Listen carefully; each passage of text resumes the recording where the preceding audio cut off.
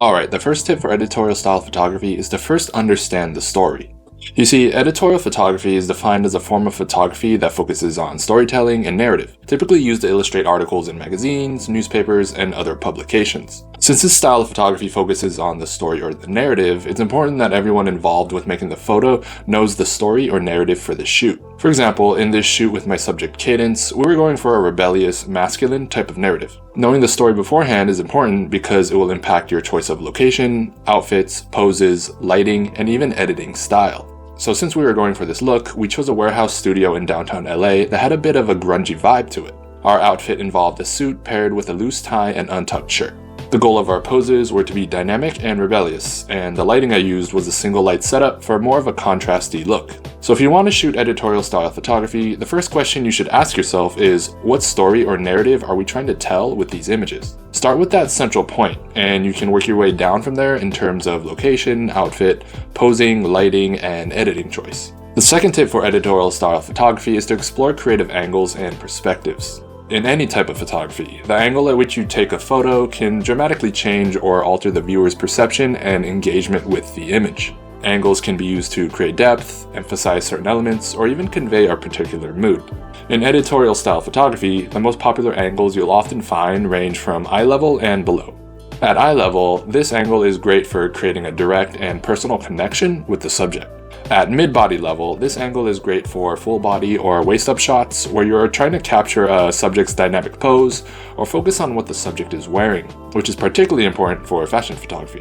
At lower angles, you can get some creative shots or make your subject look more powerful or dominant. And at each of these angles, don't be afraid to step outside of the center line. Take a couple steps to the left or right of your subject while in certain angles to get a different look. I often like to frame my subject a bit to the right or a bit to the left to capture a shot that uses the rule of thirds and it creates a more dynamic image. So try these different angles. And if you don't know how, the way I like to do it is I start at eye level, I take a few shots, and then I go a bit lower and I back up, take a few shots, maybe a little lower at full body now, and back up even more. This way you can have a shoulder up shot, a waist up shot, and a full body shot for each different pose. You'll find though that some poses are better suited for a particular angle, but you won't know that until you try all of the angles. My third tip for editorial style photography is to use artificial lighting. For years, the idea of using artificial lighting scared me. Thinking about all the different light modifiers like softboxes, umbrellas, grids, and snoots, and all the various light setups you see in professional setups was intimidating.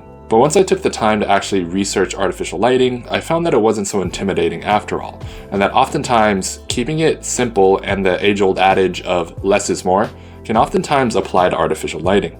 Most client shoots I do now, I just use one artificial light, whether that be a softbox with a studio light if I'm indoors, or a speed light with an umbrella if I'm outdoors. Sometimes, if it's a fitness shoot, I'll use a 2 lighting setup, but other than that, I often just find that one light paired with ambient light is sufficient. So while this video isn't necessarily on lighting specifically, if you're a natural light photographer simply because you're afraid of artificial lighting, then please take the time to learn artificial lighting. It will open up your world and level up your portrait photography skills. The ability to control light, whether that be side lighting, front lighting, or Rembrandt lighting, will allow you to have more creative control over your images. And most editorials you see in magazines and other publications, if not all of them, use some type of artificial lighting. The fourth tip for editorial photography is to pay attention to the little details. The little details can significantly contribute to the story and overall impact of your images. But what details should you be looking for? The first are details that act as symbolic elements. Details that can help carry meaning and add layers to your story. This could be a specific object, the outfit your subject is wearing, or a specific pattern. For example, as mentioned earlier, we went with a suit look with an untucked shirt and loose tie to help symbolize that look of rebellion. The second is to incorporate background elements. The background of your photo can include details that support your narrative. As mentioned earlier, the studio we chose was a warehouse and had a grungy look to it that you can notice with the backdrop and the flooring. These little details helped add to that look we were going for.